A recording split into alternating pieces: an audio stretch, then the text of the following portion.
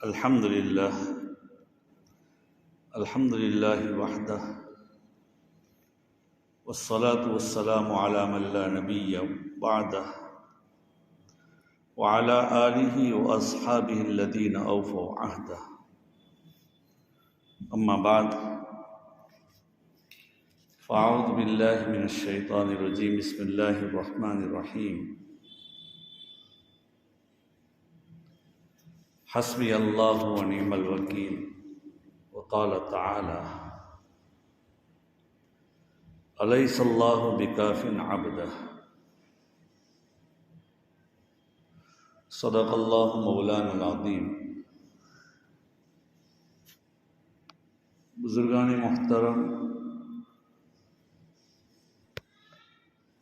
عزیز دوستو،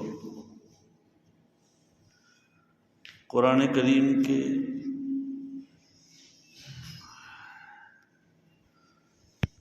دو آیت کریمہ سے آپ کے سامنے میں نے تلاوت کی،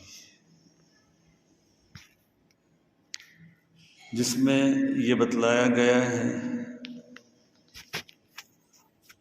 کہ اللہ ہی ہمارے لیے کافی ہے۔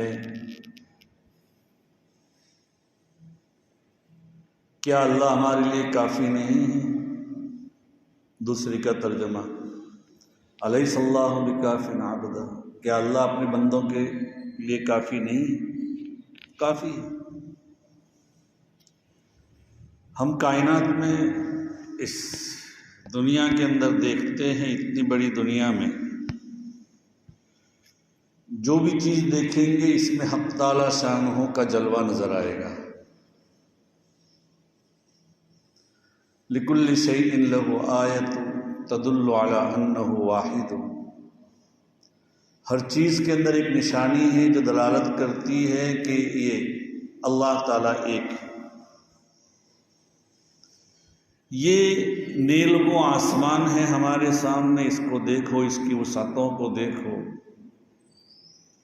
حق تعالیٰ شانہ نے ہزاروں سال سے اس کو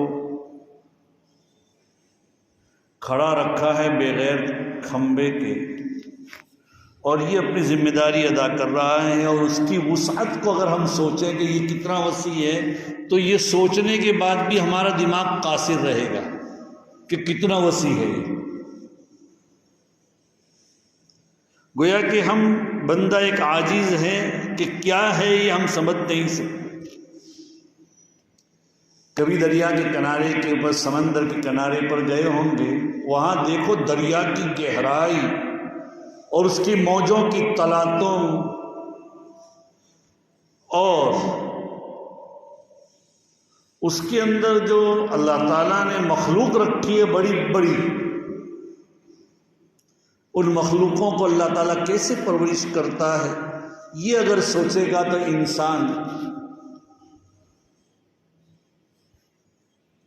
انسانی دماغ اس کی سوچ سے باہر ہے۔ اگر ہم دیکھیں ہمارے ہاتھ میں ایک پھول لے کر کہ پھول کو دیکھو، اللہ نے اس کی پنکھڑی کو، اس کے ہر پتے کو کتنا نازک بنایا ہوتا ہے۔ اس کو دیکھ کر اللہ کا جلال یاد آ جاتا ہے، جمال یاد آ جاتا ہے۔ اگر کوئی آدمی بیابان و جنگل میں گیا ہو اور وہاں سی دیکھ لے اور سی بالکل سامنے نظر آ جائے تو سی کو دیکھنے کے بعد آدمی کی کیا حال ہے؟ وہ ایک پھاڑ کھانے والا جانور ہے، انسان کو ایک پل جھپکنے کی مقدار میں نیست و نابود کر سکتا ہے، ہلاک کر سکتا ہے۔ اس کے طاقت اور اس کے چنگھاڑ کو دیکھ کر جو ایک اللہ کی مخلوق ہے، اس ایک اللہ کی مخلوق کے اندر یہ طاقت ہے، تو وہ اگر کسی کے اوپر وہ یہ جانور غصے ہو جائے، اس کو چھیڑ دے تو وہ اس کو پھاڑ دیتا ہے۔ تو وہ اللہ جو اس مخلوق کو پیدا کرنے والا ہے، اس کا جلال اگر آ جائے، وہ کسی کے بندے کے اوپر اس کی نافرمانی کی بنا پر یا کسی بندے کو اس کی مخلوق کو ستانے کی بنا پر اس کو اگر جلال آ جائے تو اس کا کیا حال ہوگا؟ یہ میں نے کچھ مثالیں آپ کے سامنے دی کہ دیکھیے یہ اللہ تعالیٰ دنیا میں اللہ نے ساری مخلوق کو انسان کے لیے اور انسان کو اپنی عبادت کے لیے پیدا کیا، اور ہمارا یہ یقین ہے کہ اللہ سب سے بڑے ہیں۔ اللہ کی طاقت کے مقابلے میں کسی کی طاقت نہیں۔ اگر اللہ چاہے تو جو اللہ چاہتے ہیں وہ ہوتا ہے، اگر وہ اللہ نہیں چاہتے تو کچھ بھی نہیں ہو سکتا۔ جیسے کہ میرے سامنے ایک روایت ہے، حدیث پاک میں آتا ہے، احفظ اللہ یحفظک، اللہ نے جو ذمہ داری تم پر عائد کی ہے اس کو پورا کرو، اللہ تمہاری حفاظت کرے گا۔ اگر کسی سے مانگنا ہو تو اللہ ہی سے مانگو۔ آگے اللہ کے رسول فرماتے ہیں احفظ اللہ تجدہ تجاہک، اللہ کو یاد کرو، اللہ کو سامنے پاؤ گے۔ آگے اللہ کے رسول صلی اللہ علیہ وسلم فرماتے ہیں جب مانگو تو اللہ سے مانگو، وَإِذَا اسْتَعَنْتَ فَاسْتَعِنْ بِاللَّهِ، مدد طلب کرو تو اللہ سے ہی طلب کرو۔ یہ ہمارا یقین ہے کہ اللہ کے علاوہ کوئی ہمیں فائدہ نہیں پہنچا سکتا، اور اللہ کے علاوہ کوئی نقصان نہیں پہنچا سکتا۔ ہم یہ کہتے ہیں کہ حالات بگڑے ہوئے ہیں، حالات سازگار نہیں ہیں، تو اس کے لیے عزیزو ضرورت ہے اللہ کی طرف رجوع کرنے کی۔ اپنے حالات کو درست کرو۔ قرآن کہتا ہے استعینوا بالصبر والصلاۃ، تم صبر اور نماز کے ذریعے اللہ سے مدد طلب کرو۔ اپنی ضروریات کو اللہ سے منواؤ، اپنے حالات کو اللہ کو روٹھے ہوئے رب کو راضی کر کے اپنے حالات کو دور کرو۔ تو حدیث میں ترمذی شریف کی روایت ہے، یہ میرے سامنے سیدنا عبداللہ بن عباس رضی اللہ تعالیٰ عنہما کی روایت فرماتے ہیں وَاعْلَمْ أَنَّ الْأُمَّةَ لَوِ اجْتَمَعَتْ عَلَىٰ أَن يَنفَعُوكَ بِشَيْءٍ لَمْ يَنفَعُوكَ إِلَّا بِشَيْءٍ قَدْ كَتَبَهُ اللَّهُ لَكَ وَلَوِ اجْتَمَعُوا عَلَىٰ أَن يَضُرُّوكَ بِشَيْءٍ لَمْ يَضُرُّوكَ بِشَيْءٍ قَدْ كَتَبَهُ اللَّهُ عَلَيْكَ لم يضروك الا بشيء قد كتبه الله لك عليك رفعت الاقلام وجفت الصحف، رواه الترمذی۔ حدیث پاک کا مفہوم یہ ہے، اللہ کے رسول صلی اللہ علیہ وسلم فرماتے ہیں اگر ساری امت جمع ہو جائے تمہیں کسی قسم کا فائدہ پہنچانے کے لیے، تو وہ تمہیں فائدہ نہیں پہنچا سکتی جب تک کہ اللہ نے تمہارے لیے لکھا نہ ہو۔ اللہ چاہے تو فائدہ پہنچا سکتے ہیں۔ اسی طریقے سے ایک اور آگے فرماتے ہیں اگر ساری کی ساری امت تم جمع ہو جائیں تمہیں نقصان پہنچانے کی، تمہیں دنیا سے نیست نابود کرنے کی، تمہیں ختم کرنے کے لیے سازشیں رچی جائیں، کوئی تم کو تمہارا بال بیکا نہیں کر سکتا، کوئی تمہیں نقصان نہیں پہنچا سکتا الا یہ کہ اللہ نے جو لکھ دیا ہو۔ اللہ نے ہر چیز انسان کو، انسانیت کو پیدا کرنے سے پہلے لکھ دیا ہے، اور جو ہونے والا ہے وہ سارا کا سارا مقدر ہے۔ اس لیے بالکل نا امید ہونے کی ضرورت نہیں ہے۔ ساری انسانیت اگر مل جائیں تب بھی کوئی کسی کو نقصان نہیں پہنچا سکتا۔ ایک اور روایت میرے سامنے ہے، حضرت ابو ادریس خولانی نور اللہ مرکزہ، جو حضرت ابو ذر غفاری کے شاگرد ہیں، ابو ذر غفاری رضی اللہ تعالیٰ عنہ سے روایت فرماتے ہیں اللہ کے رسول صلی اللہ علیہ وسلم نے حدیث قدسی میں فرمایا، اللہ کے رسول صلی اللہ علیہ وسلم کے حدیث قدسی یہ ہے کہ اللہ کے رسول حدیث میں یہ فرمائے کہ اللہ تعالیٰ یہ فرماتے ہیں، اللہ یہ فرماتے ہیں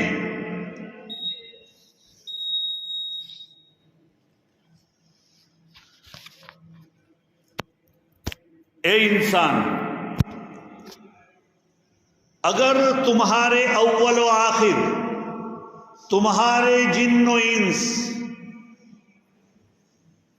تمہارے پچھلے اگلے، ساری کی ساری مخلوق اگر جمع ہو جائیں اور وہ لوگ تمہیں کوئی نقصان پہنچانے کی کوشش کریں تو تمہیں نقصان نہیں پہنچ سکتا ساری انسانیت مگر جو اللہ نے لکھ دیا ہو۔ اس لیے کوئی کسی کا بال بینکا نہیں کر سکتا بھائی۔ تو بہرحال روایت میں آتا ہے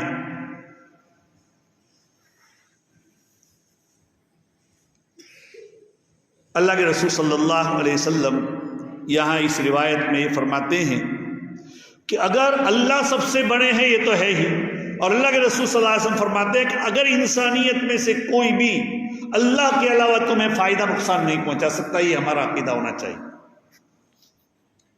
تو اللہ سب سے بڑے ہیں۔ دیکھو دین میں 5 مرتبہ ہمارے یہاں اذان ہوتی ہے، اذان دینے میں اذان دینے والا 5 مرتبہ 4 مرتبہ کہتا ہے اللہ اکبر اللہ اکبر اللہ اکبر اللہ اکبر، 4 مرتبہ یہ کہتا ہے، اور اخیر میں 5ویں مرتبہ بھی کہتا ہے اللہ اکبر اللہ اکبر۔ گویا کہ شروع میں 4 مرتبہ یہ کہہ کر یہ بتلا دیا گیا کہ انسان جو دنیا میں بنایا گیا ہے، بلکہ ساری ہی مخلوق جو بنائی گئی ہے، وہ 4 قسم کے عنصر سے بنائی گئی تھی: آگ، مٹی، پانی اور ہوا سے بنایا گیا ہے۔ ساری کی ساری انسانیت اس سے، اور بلکہ ساری مخلوق، اللہ نے 4 مرتبہ بلوا کر یہ بتلا دیا کہ اے انسانوں، وہ آگ جو آگ ساری دنیا کی بڑی طاقتور ہوتی ہے، اس آگ سے بڑے اللہ سے، جو بڑے طاقت والے اللہ میاں ہیں، اس کی بڑائی بیان کرو۔ اسی طریقے سے دوسری مرتبہ جب اللہ اکبر بولا جاتا ہے تو پانی جو اللہ کی مخلوق ہے اس کی طاقت کیا ہے؟ آپ کو معلوم ہے کہ آگ کی طاقت کیا ہے؟ آگ لوہے کو پگھلا دیتی ہے۔ آگ جب لگتی ہے تو بستیوں کو کھنڈر کر دیتی ہے۔ آگ کے پہاڑوں سے جب آتش فشاں پھٹتا ہے، ان علاقوں کو بارے میں معلوم کرو کہ ان کے کیا حالات ہوئے، جس کو ہمارے یہاں جوالا مکھی کہتے ہیں، آتش فشاں جس کو کہتے ہیں۔ آگ کی طاقت بڑی طاقت ہے، پانی کی طاقت بہت بڑی طاقت ہے۔ پانی اللہ نے اتنی بڑی مخلوق بنائی ہے کہ پانی کے ذریعے اللہ تعالیٰ کتنی بڑی بڑی بستیوں کو اللہ نے ویران کر دیا ہے۔ نوح علیہ السلام کے زمانے میں جو سیلاب آیا تھا وہ عجیب پوری دنیا کو تباہ کر دیا تھا۔ ہمارے یہاں ایک مرتبہ کچھ سالوں پہلے سونامی آئی تھی، تو سونامی کے اللہ کی طرف سے یہ ایک جھٹکا آیا، سارا سمندری علاقہ تہس تہس ہو گیا۔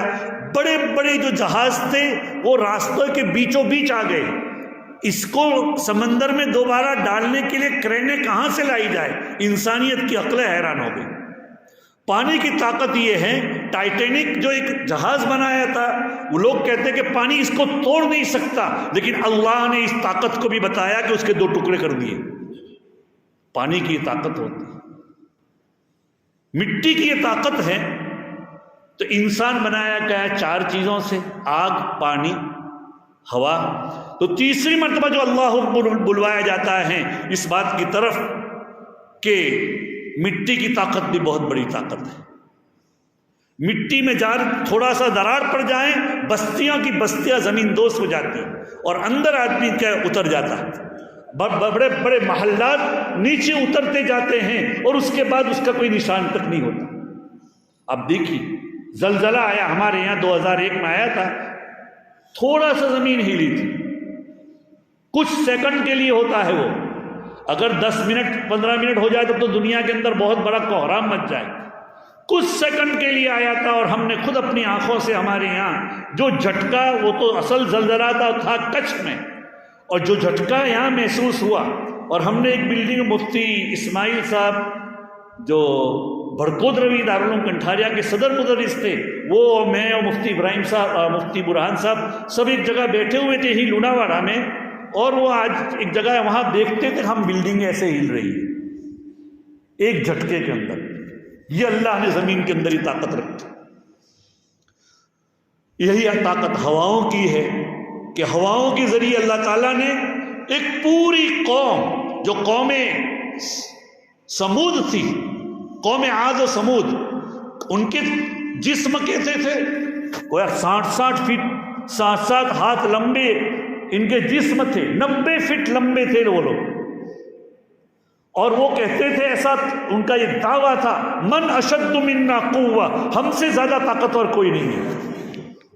لیکن اللہ تعالیٰ نے ان کو ایسا پچاڑا اللہ کی نافرمانی کی بنا پر کہ قرآن کہتا ہے کأنہم اعجاز نخل خاویہ، اللہ نے ان کو ایسا بنا دیا جیسے کہ کھوکھلے کھجور کے تنے پڑے ہوئے ہیں، ایسے ان کو کہ اللہ نے تعبیر کیا.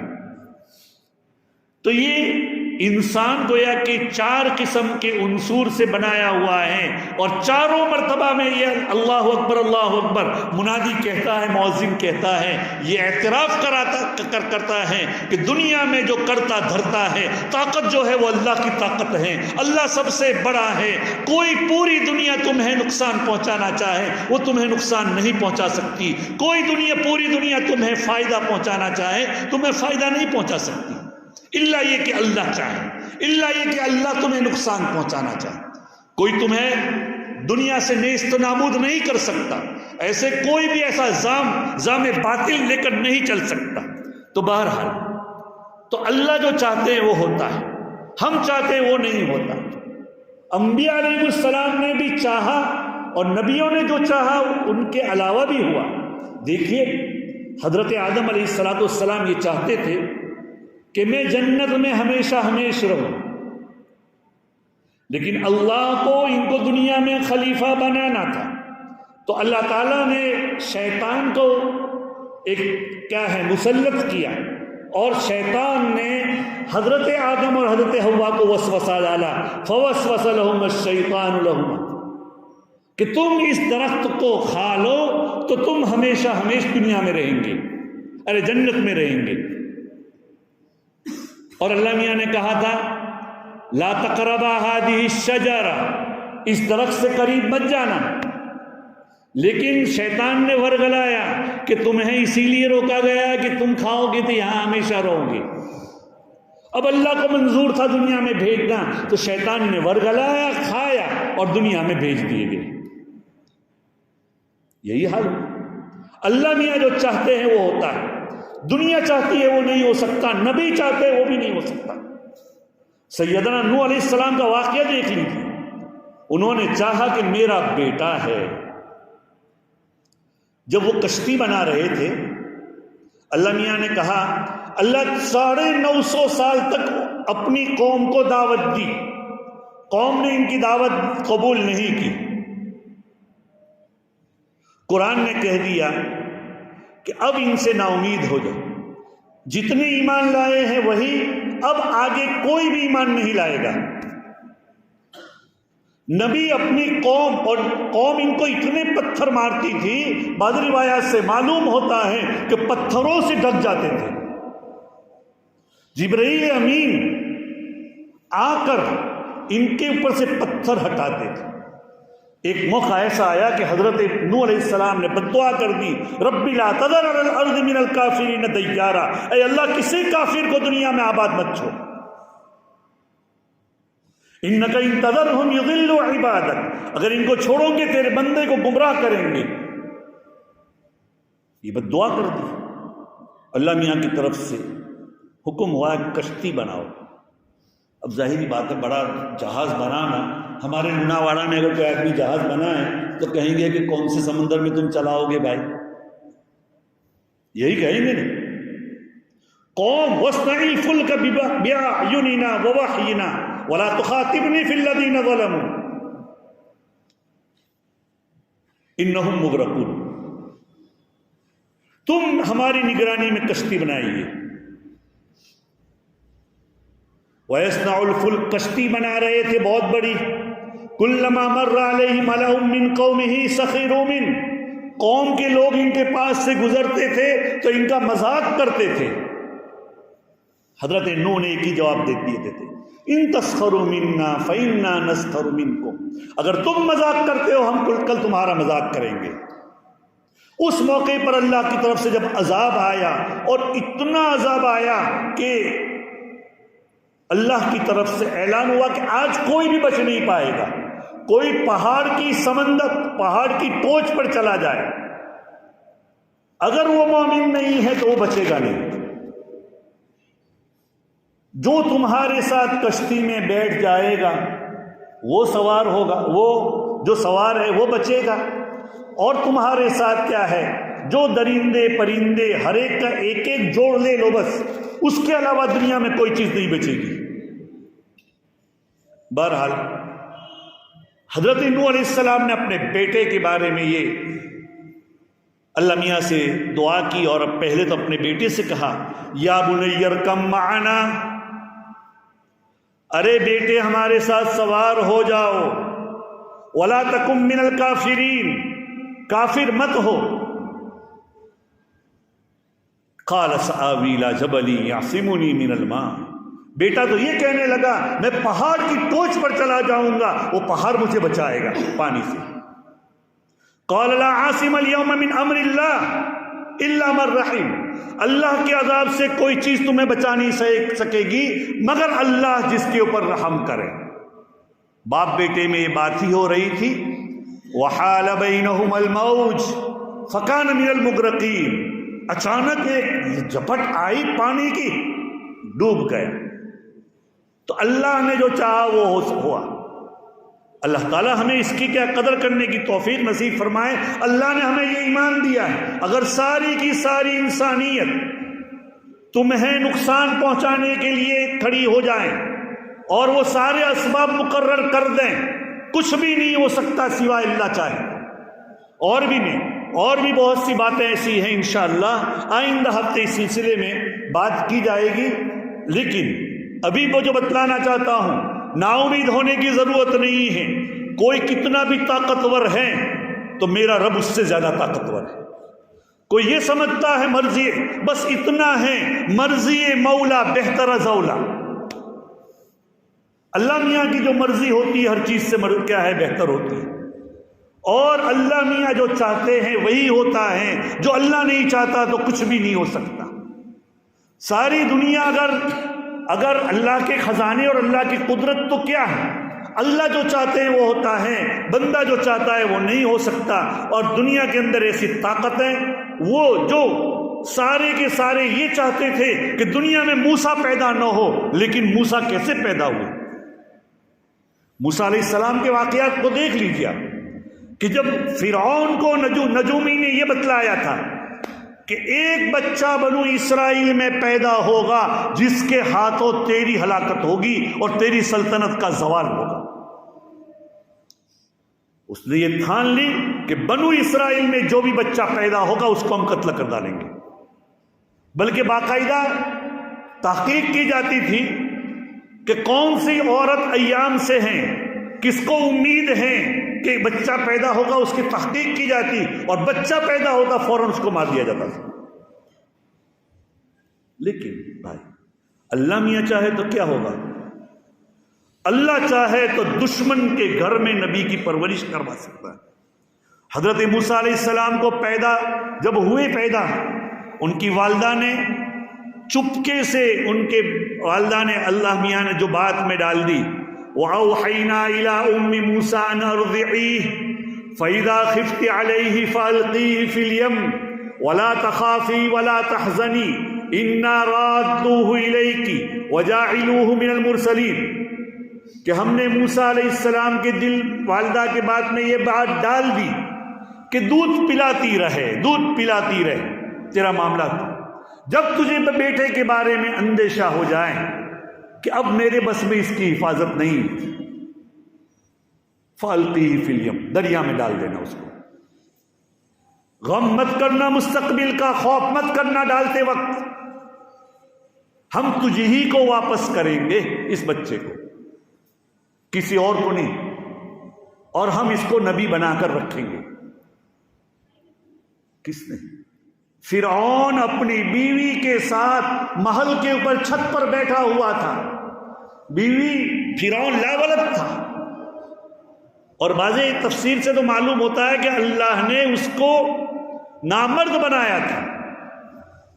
بہرحال اس کی اولاد نہیں تھی، بیوی نے کہا کہ وہ کچھ جا رہا ہے ایک صندوق میں، دیکھو تو صحیح کیا ہے،